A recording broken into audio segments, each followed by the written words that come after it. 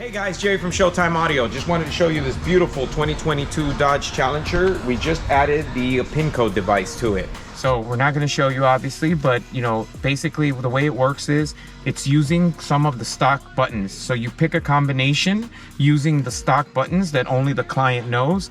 And the nice thing about the system is that the client can change it on the fly. So if he ever thinks that the code has been compromised or somebody saw him do it or he had to give it to somebody, he could very easily go into the system and pick a new combination and it resets the code. So the nice thing is you're always protected.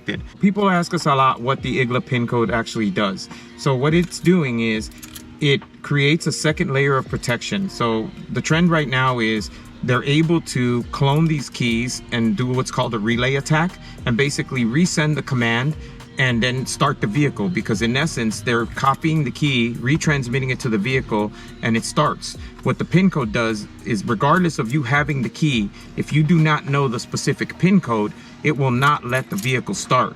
So it doesn't matter if they have the actual key to the car, a cloned key, a relay, or anything else, they won't be able to start the vehicle. The second thing that it does is it locks out the OBD. So what the other thing that they're doing is they're plugging in a programmer, a scan tool, dealership scan tool, programming a key, and then driving off with the car, because now they just programmed the key. So this unit blocks them from programming a key, and therefore they have no way of starting the vehicle. If you're interested in this or any of our other devices, please give us a call at 773-489-7469. Thanks a lot for watching.